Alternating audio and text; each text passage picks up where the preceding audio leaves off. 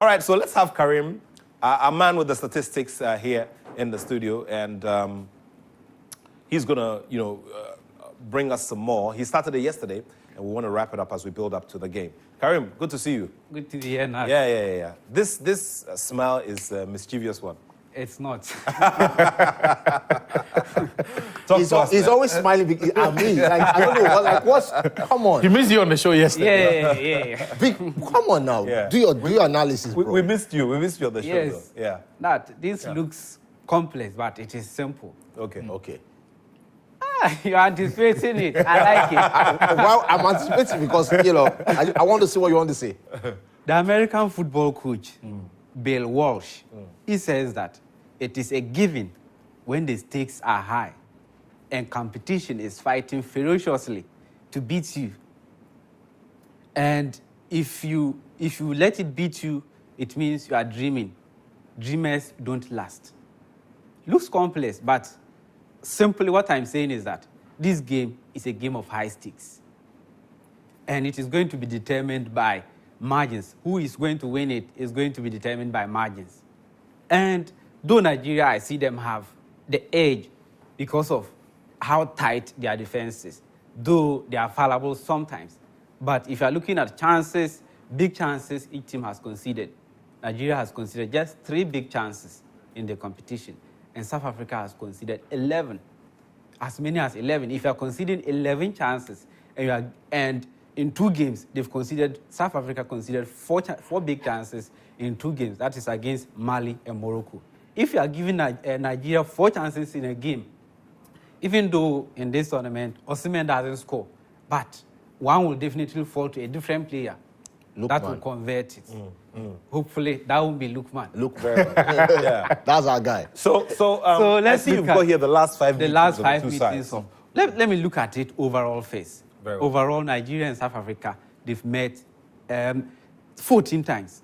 And Nigeria's head-to-head against South Africa is really impressive. In those 14 times, they've won half of them. That is 7. 5 ended in draws, and 2 went the way of South Africa. And this is the last 5. The last 5, Nigeria and South Africa have played. South Africa, Nigeria won 1. No, they didn't win any. They won 1. South Africa won 1. And this is the beginning of it in 2014. This was a 2015 AFCON qualifier. South Africa, Nigeria had to come from behind to draw it. And this one too was just after the 2015. The second one was just after the 2015 AFCON.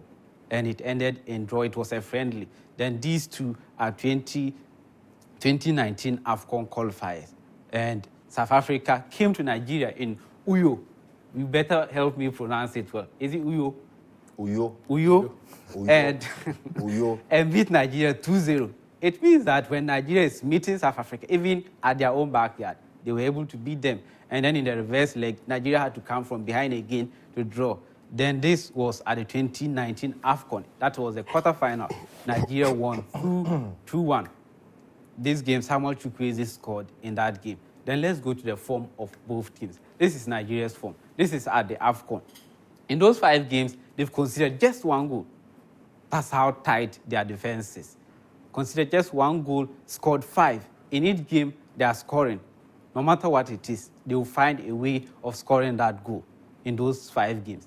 So let's move to South Africa's. In 5 games for South Africa too, they conceded 2 goals. And they are conceding big chances, really big chances. It's because of how big their goalkeeper, Rowan Williams, have come up for them.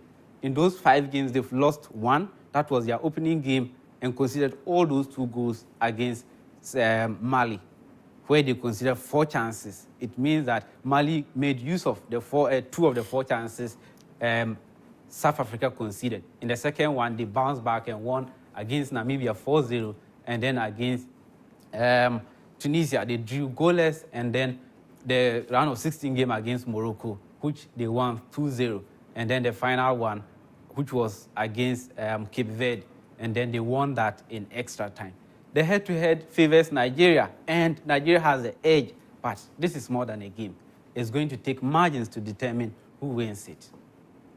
All right, so there we go. Mali beating South Africa, losing 2-0 to Yeah. Mali, and then they beat Namibia by 4-0, and then South Africa and Tunisia, drawing goalless, and then winning 2-0 against Morocco and then Cape Verde. Cape Verde. Okay, well, guys, we need to start wrapping up now, and so we're going to take final thoughts. Yeah. I think South Africa deserve a bit more credit than we've actually given them. Okay. I think when they lost to Mali in that opening game, the assumption was that this was a team that was had still not been able to shed off its bad habits, which was to lose the games that you expect them to lose. So against Mali, we expected they would lose. It happened. But against Tunisia, I think they showed a certain resilience and discipline that was uncommon as far as South Africa at the AFCON in recent times was concerned. But against Morocco, they upped the ante. They stayed in the games. So yes, they considered the chances that Stone has mentioned. But as the game evolved, they managed the game better. And they showed a certain understanding of the real game state scenarios. And that is one of the things I love about, that's one of the things by which I rate coaches. It's not so much about how you start a game, but your capacity to adjust. And it's one thing Hugo Bruce has done so well in this particular tournament. So yes, people are quick to remind us of how dubious the call-ups to Mokoena, to Boho, Ethan Brooks are. But I'll always say, when you look at the body of work and the football that they have played, and most importantly, because it's a tournament scenario, the results that that football has produced, you cannot question the method. Stone? I'm going to give my final thoughts on both teams. And the first thing I'm going to say is that South Africa have picked the crop of players. If you look at the starting lineup against Cape Verde, I think 8 of them were from the Sundowns, and then the remaining 3 in the starting 11 were from other teams. So 8 people that knew themselves, that knew how to pass, that knew how they ran, that knew everything about themselves. And they have one of the best centre-backs at the AFCON this year, who is Mvala. I want to see that battle between Mvala and, of course, Victor Osimhen. Whether Osimhen is going to be able to drag him away from the centre, or Mvala is going to be able to stop him. Of course, like he said, the first few minutes of the game is going to be important because South Africa will want to test if Osimhen is fit or not. If you're a defender, you want to check out, is this guy fit? They said he's fit, but I got to know if he's fit. So it's going to be important. That's going to be important. South Africa play very high-octane attacking football. They are not one to sit back and enjoy. No, they are going to attack you. They are going to come at you. Mokoena is good with free kicks, with corner kicks. Corner kicks, very important for South Africans. You have to be careful about corner kicks and free kicks, and then they know how to win all those free kicks around the box. They know how to do that. They are very good with that and all this kind of stuff.